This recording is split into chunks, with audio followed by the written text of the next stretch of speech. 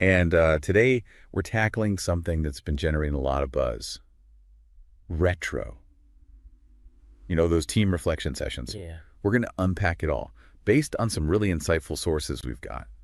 We'll explore how retro can help teams uncover hidden patterns that are holding them back, how to leverage their best moments, and even tackle those unspoken issues. You know, the elephants in the room that can really derail a team. It's about moving from firefighting to fire prevention. Being proactive. That makes a lot of sense. And you know what else is interesting? Our sources highlight these three core questions that form the foundation of retro. Yeah. They seem pretty straightforward at first glance, but I have a feeling there's a lot more to them than meets the eye. They're carefully crafted to guide teams towards two main goals: collective awareness and relational understanding. Okay, so let's break this down. Collective awareness, it sounds like getting everyone on the same page about what's going on. Yeah. But how does retro actually achieve that? Well, imagine a project where the deadline is looming and everyone's stressed working in silos, right? Yeah, I've been there. So retro is like hitting pause on that chaos, taking a step back, saying, okay, let's rewind. How did we get here? I see. It's about understanding the shared reality of the team, the sequence of events, the decisions made, and how they all contributed to the current situation. Yeah. And what about relational understanding? How does retro foster that deeper level of connection within a team? When team members share their individual experiences and perspectives during retro, others gain insights into their motivations and challenges. It's like you suddenly understand why someone reacted a certain way or why a particular task took longer than expected. Right, those little things that can cause friction if they're not addressed. Exactly. And this understanding fosters empathy and strengthens relationships, paving the way for smoother collaboration down the road. But how does retro help teams shift from a tactical day-to-day focus to a more strategic long-term view? Retro encourages teams to move beyond those immediate tasks and deadlines, to zoom out and consider the bigger picture. Okay. It's about asking questions like, what are our long-term goals? Are our current processes supporting those goals? What adjustments can we make to ensure success in the long run? So it's like stepping back from the daily grind and getting that bird's eye view. Yeah, You can see the whole forest instead of just the individual trees. That's a great way to put it. And that broader perspective allows you to make more strategic decisions. Decisions that actually align with your long-term vision. Absolutely. So now, let's dive into those three core questions that drive this whole process. The first one is, what recurring themes or patterns have we noticed? It sounds like we're putting on our detective hats. A little bit, right? Yeah. We're looking for clues. But what kind of clues should teams be looking for? What are some common patterns that might emerge during retro? Think about those recurring issues, those nagging problems that never seem to go away. Maybe it's consistently missing deadlines, or perhaps there's a pattern of miscommunication that leads to confusion and delays. Okay. Retro helps you identify these patterns and understand the reasons behind them. So it's not just about noticing that a problem exists.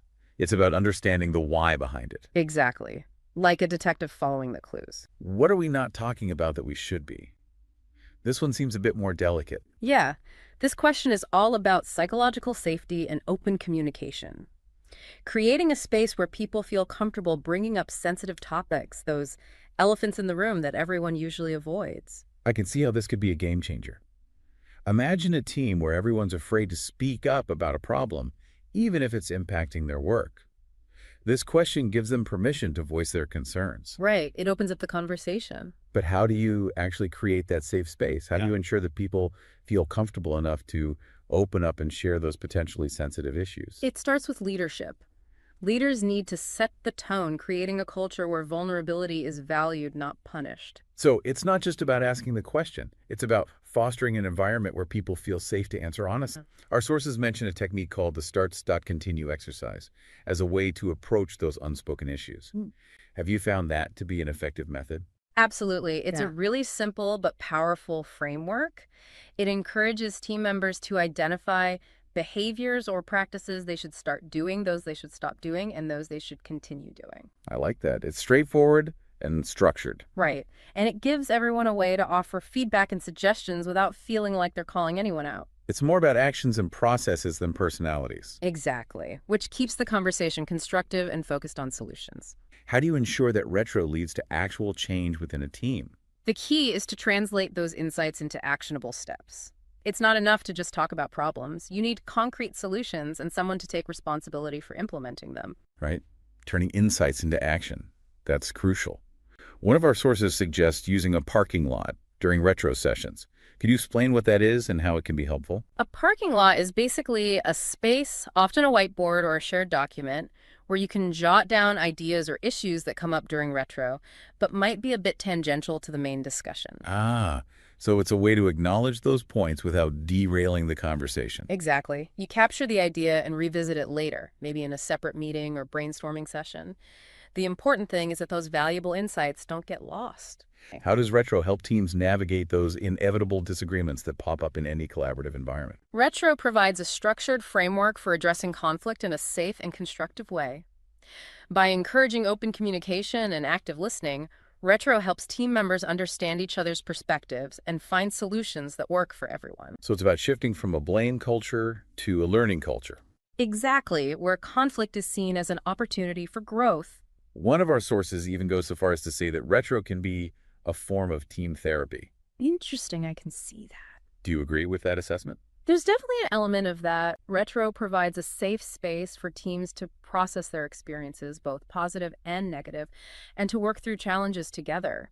It's about building trust, strengthening relationships, and creating a shared sense of purpose. Retro is a process, not a one-time fix. It takes time to build trust, establish open communication, and create a culture of continuous improvement. So it's not something you can just implement overnight and expect instant results. Right. It's about making a commitment to regular reflection and ongoing dialogue. Weaving retro into the fabric of your team culture. Exactly, making it an integral part of how you work together.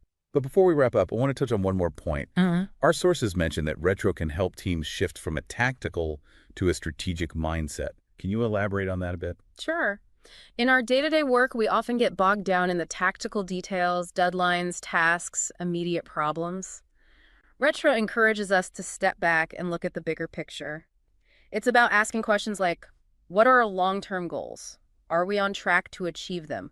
What needs to change to ensure our success? So it's like zooming out from the daily grind. Exact. And that broader perspective allows for more strategic decision-making. Absolutely. This is powerful stuff. It's not just about fixing problems or celebrating successes.